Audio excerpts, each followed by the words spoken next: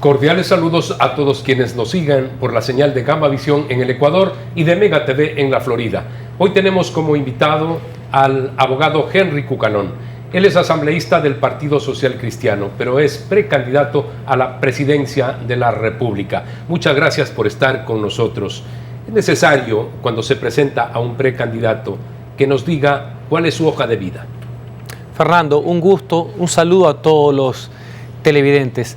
Yo soy Henry Cucalón Camacho, soy asambleísta por la provincia del Guayas, reelegido, un servidor público por vocación y fundamentalmente un hombre apasionado por la igualdad ante la ley y la igualdad de oportunidades. El servicio para mí es un asunto importante, no es un asunto aislado y he puesto mi contingente para que los ecuatorianos podamos vivir mejor. ¿Cuáles serían las propuestas fundamentales para la colectividad ecuatoriana si llega usted a ser candidato y gana la presidencia de la República? La reactivación económica y la generación de empleo. Es obvio que esta crisis sanitaria, económica y moral sin precedentes que ha tenido el Ecuador ha hecho que las desigualdades hayan aflorado y nosotros estamos aquí para revertir esa situación. Creo en un modelo económico social de mercado profundamente humanitario que valore la iniciativa privada, desterrando al estatismo que cree que puede consolidarlo todo. Creo asimismo en que tiene que haber incentivos y no castigos tributarios, así se puede fomentar todo lo que es el comercio, el consumo, lo que son las exportaciones y finalmente el gran beneficiario va a ser empleo. Para eso debe haber un cambio rotundo de visión económica. Eso para nosotros es el asunto principal porque el empleo es el mayor drama, el desempleo es el mayor drama que está viviendo el Ecuador en los actuales momentos.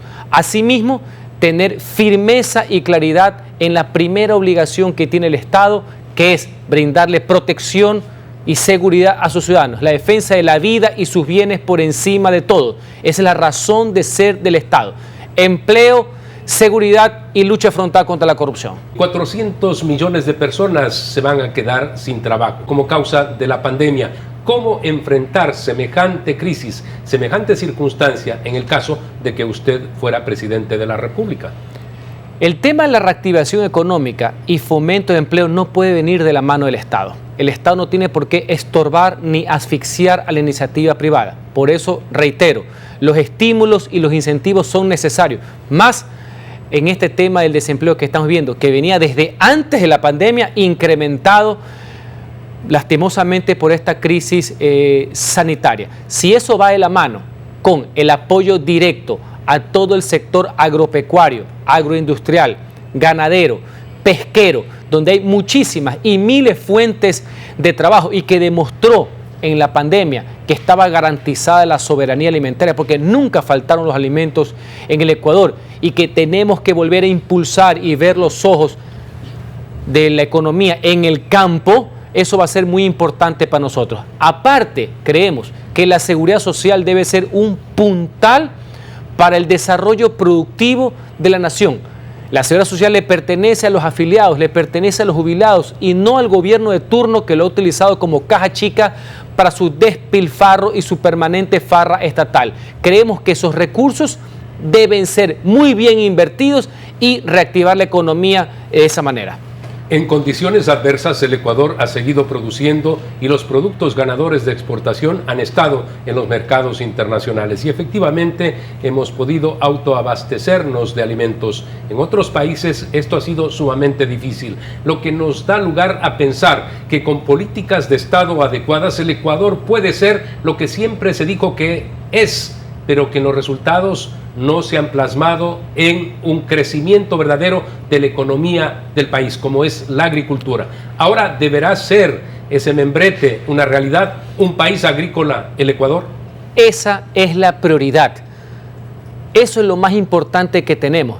Por eso digo, dejando a un lado esa visión estatista, concentradora y dirigista, que podía determinar qué es lo que hacían los individuos y que tenía una animadversión hacia el tema de la agricultura y el sistema agroexportador, cuando es el que más fuentes de empleo da y generadora de divisas, que es lo que necesita el Ecuador para poder salir adelante. Es obvio que para poder levantar la economía, el sector agropecuario, el sector ganadero, el sector pesquero va a ser pilar para esa salida. No han habido políticas de Estado, han habido iniciativas y especialmente privadas, pero hay países como el Perú, lo reitero en nuestros programas, he tenido contacto con funcionarios y con miembros del sector productivo privado peruano. Empezaron hace 25, 30 años, los resultados los están cosechando en la actualidad. Es un país que tiene grandes expectativas y potenciales de exportación agrícola. En el Ecuador, ¿en qué tiempo podemos pensar que esto sea una realidad? Además de los productos que son importantes en el mundo. Usted ha citado los ejemplos de países vecinos en que no han visto esto como un tema aislado, sino como una política integral, bien dicho, de Estado, que supera a los gobiernos. Para estos temas hay que hacerlos de forma inmediata y se necesita la política de Estado, la política crediticia, el apoyo permanente, una sobrecarga lamentablemente que hay arancelaria para todo tipo de importaciones que se tiene que ver con la agricultura. Por poner un ejemplo, hay que trabajar desde el día 1 del gobierno porque no hay más tiempo que perder y así poder, de la forma más rápida posible, poder reactivar el tema. Hay fortalezas y debilidades en los individuos. Usted es una persona joven con gran formación. Debo dar cuenta de aquello. Si llega a la presidencia de la República, será también muy importante ser inteligente a la hora de decidir por quiénes serán sus secretarios, los verdaderos asesores en las diferentes áreas. Eso sería fundamental. Se podría presentar, como se ha pedido en otros años, que se diga quiénes van a acompañar, por ejemplo, como ministros en el gobierno. Lo que sí le puedo garantizar es que nosotros hemos demostrado a lo largo de una trayectoria pública que somos un equipo que sabe trabajar, que tenemos claro nuestro norte, que hemos dado pruebas de eficiencia, solidaridad ante todo y de honestidad. Y que nosotros también enfocamos cuáles son los intereses de los ciudadanos, que no nos debemos a ningún interés particular, peor interés corporativo. Si algo hay que rescatar de esta línea de trabajo es que sí sabemos salvaguardar cuál es el interés popular.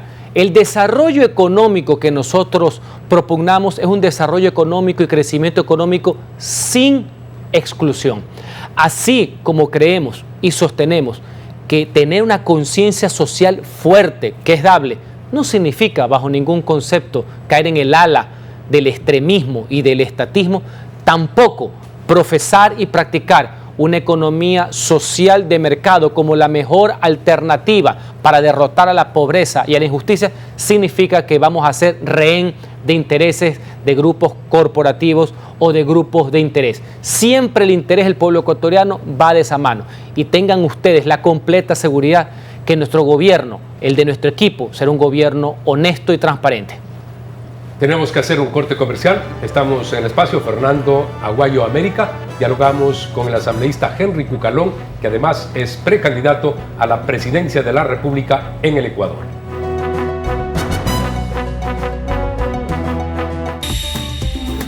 Inicio de espacio publicitario.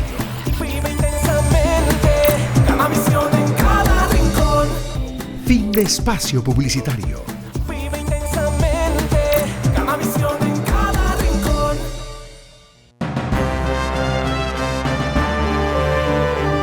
Continuamos el diálogo con el asambleísta Henry Cucalón.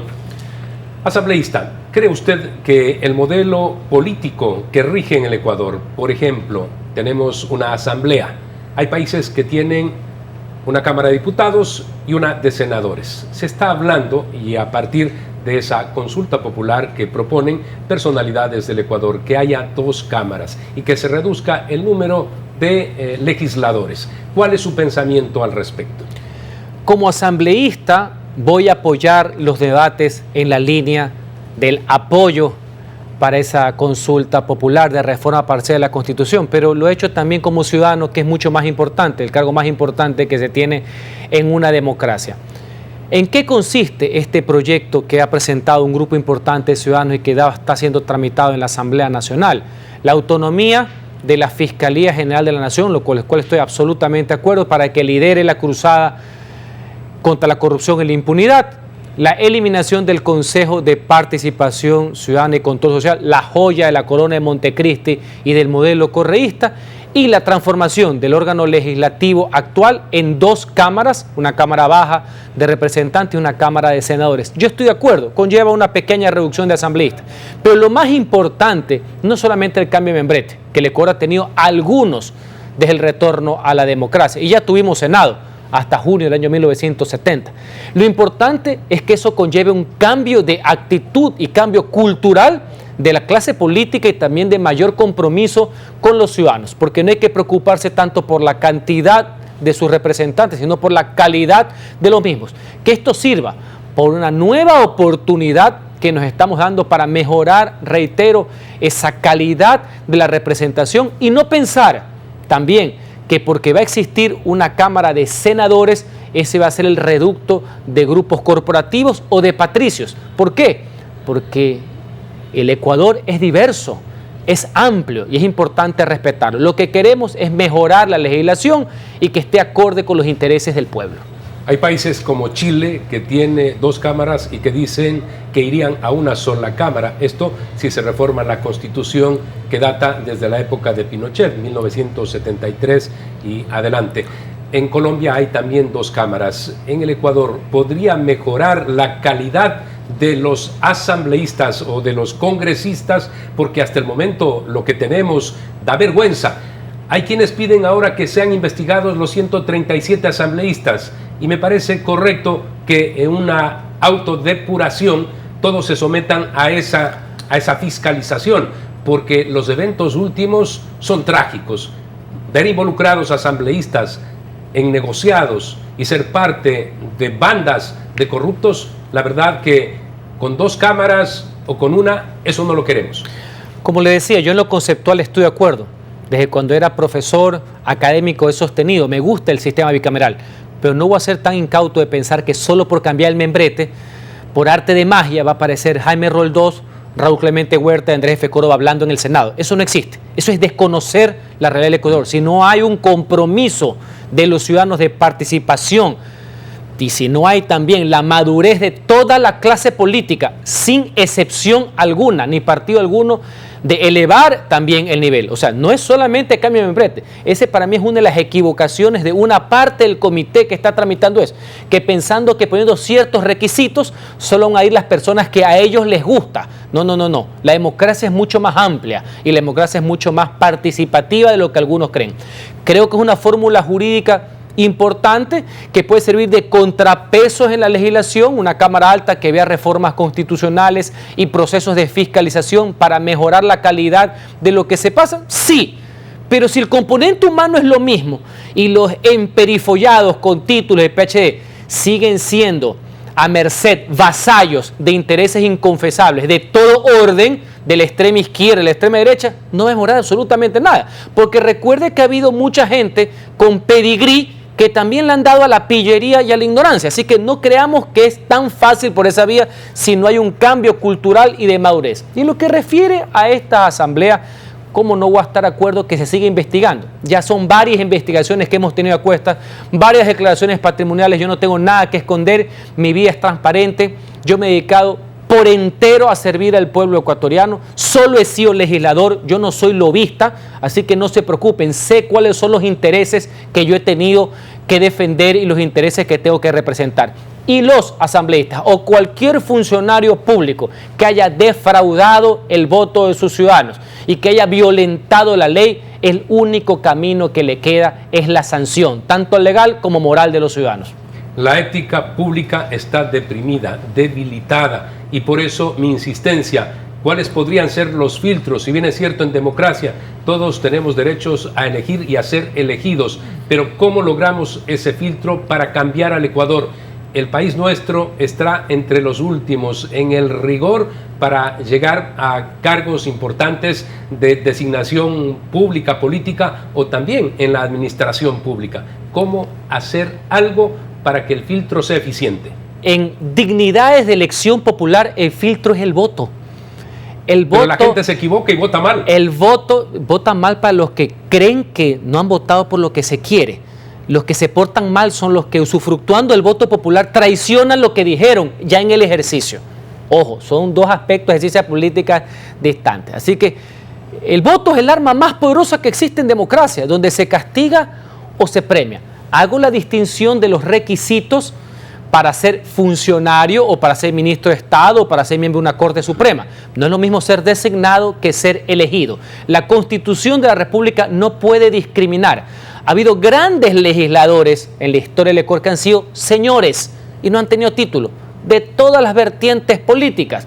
Así que no crean que este es un modelo en que solo tienen que ser abogado y que tienen que hablar como John Kennedy o como Obama. Ojalá fueran así, pero no necesariamente es así. Y en cuanto a la participación política, siempre debe ser la más amplia. No se puede limitarla porque es inconstitucional en el fondo. Lo que debemos hacer es asumirlo con mayor responsabilidad. Y aprovecho porque va en la línea. Me adelanto a alguna inquietud. ¿Cuál es el debate entre el voto obligatorio y el voto voluntario?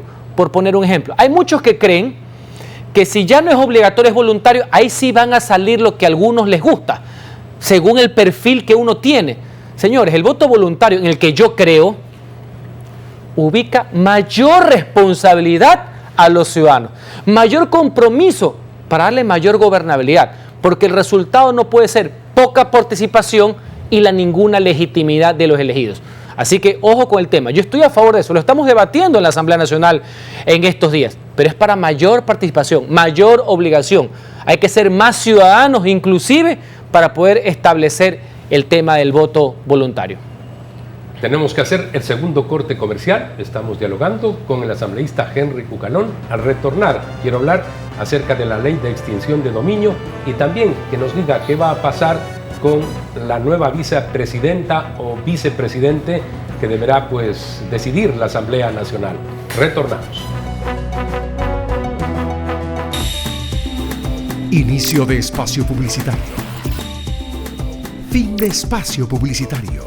Vive intensamente, cada visión en cada rincón. Continuamos el diálogo con el asambleísta Henry Cucalón, que además es precandidato a la presidencia de la República en el Ecuador. La ley de extinción de dominio, que está vigente en otros países, en algunos como Argentina, cuando empezó Mauricio Macri, fue una propuesta de él, pero nunca logró que se aprobara en el Congreso argentino. Aquí debe haber un primer debate para esa ley. ¿Cuál es la posición de Henry Cucalón al respecto? Frontal en contra de la corrupción, como ha sido siempre. Recordemos que en la actualidad, en el marco jurídico ecuatoriano, la extinción de dominio sí existe, previa sentencia ejecutoriada en firme. Lo que se ha venido debatiendo y va a ser fruto de resolución en los próximos días son proyectos para anticipar la extinción del dominio, que ya existe. Ojo, como la incautación, que siempre ha existido y algunos confundidos dicen que no la han aprobado.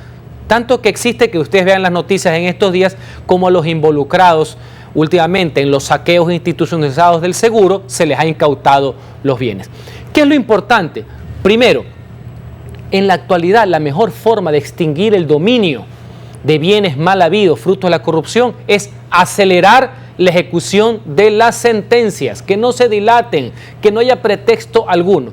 Y adicionalmente, en los proyectos que está revisando, que deben ser legales para que la Corte Constitucional no los observe, como nos ha pasado en anteriores ocasiones, cuando por mejor hacer, por estar en sintonía con esa demanda popular en su desesperación para luchar contra la corrupción, aprobamos, por ejemplo, el comiso anticipado de bienes, y ya la Corte dijo que no era constitucional porque había que esperar a la sentencia.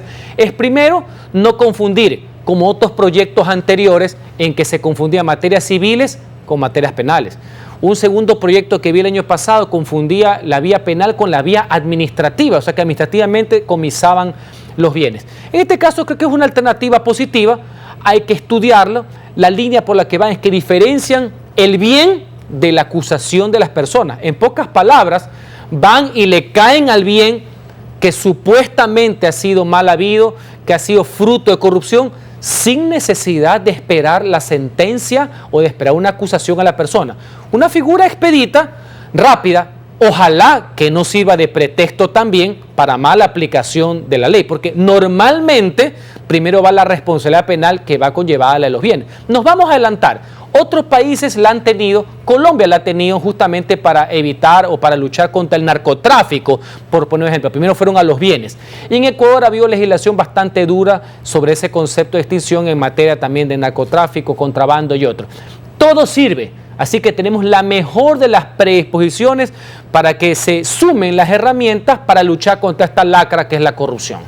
Centro Democrático, se dice, podría ser la tienda política que cobije a Rafael Correa. Él puede ser candidato a la vicepresidencia, como es la intención de todos los miembros del Foro de San Paulo, del socialismo del siglo XXI, de volver al poder a través de la vicepresidencia, como ocurrió en Argentina. ¿Puede ser candidato a la vicepresidencia Rafael Correa? Tiene una sentencia, aun cuando se le venga una segunda. ¿Puede ser o no puede ser? ¿Por qué candidatura se tiene o qué partido? Eso entra en el margen de las especulaciones y no tengo yo esas habilidades al momento. Cualquier persona que haya ocupado más de 2 veces la presidencia de la República no puede ser candidato a una dignidad que tiene los mismos requisitos y las mismas excepciones. Ese es el principio jurídico. Llámese como se llame, porque no creo tampoco en las leyes con dedicatoria. El principio jurídico es que lo accesorio sigue la suerte a lo principal. Si nuestro ordenamiento jurídico establece que no existe reelección indefinida para el cargo de presidente y que los requisitos e inhabilidades son las mismas que para vicepresidente, evidentemente una persona que haya estado incurso en ese tema no puede ser candidato. Ese es el punto de vista legal.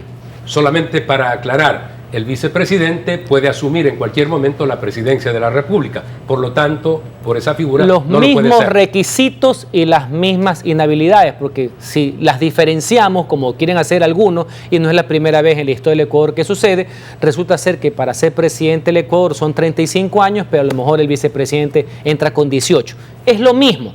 Ese es el principio jurídico. No le quiero poner etiquetas porque no creo en la proscripción de las personas. Eso es un error en materia política y la historia así la señala. Pero todos tenemos que sujetarnos a la ley. Por la negativa a la falta de votos a la terna enviada por el presidente de la República, hay quienes dicen que hay que devolver la terna, pero parece que según el artículo 150 de la Constitución no cabe esa figura sino esta otra, de simplemente establecer que no hay ese respaldo. ¿Podría explicar un poco más por qué no podría de esa forma mandar otra terna el presidente Lenín Moreno hacia la Asamblea? Y si acaso la señora María Paula Romo, ministra de la Política, podría entrar por Ministerio de la Ley a ser vicepresidenta del Ecuador. La Constitución de la República en su artículo 150 es claro al manifestar que al no existir pronunciamiento opera lo que se denomina el Ministerio de la Ley, es decir, que se puede acceder a un cargo por el solo paso del tiempo, que son 30 días. Eso en el marco del derecho. Eso en la práctica, en el español. Que culminaría el 30 de agosto. En la calle se denomina entrar a un puesto por la ventana, por así decir, de agache. La Constitución determina falta de pronunciamiento, es decir, si no hay votos favorables para alguna posición o no haber tomado una decisión. Históricamente ha pasado en el Ecuador que también la decisión de negar un tema, negar una terna, es un pronunciamiento. Ojo con el tema. Si bien no existe el término devolución, que no debe ser utilizado, la devolución es un hecho de consecuencia, no es el objeto del tema, lo que sí se puede mocionar, más allá que haya o no haya los votos, es negar, rechazar. Esa es la moción, no devolver. Y eso sí existe. Eso es un pronunciamiento, que la Asamblea se pronuncie en negativo. Solo la falta de pronunciamiento, que no tenga 70 votos, es lo que produce la otra figura. Ahora bien, eso en el campo del derecho. ¿Qué es lo que está pasando a todas luces? Se nota evidente. A falta de votos a favor de la primera persona, la terna, lo que están jugando sectores políticos, no el partido que yo represento, es que entre por Ministerio de Ley. El favor es que entre de esa manera. No van a votar, pero van a tratar de quemar tiempo, van a tratar que no pase ninguna resolución de ninguno de los otros nombres, e inclusive que no pase una resolución de negativa para que pueda acceder por Ministerio de Ley. Ese es el favor que le quieren hacer porque es obvio, es públicamente notorio que no hay los votos para elegir.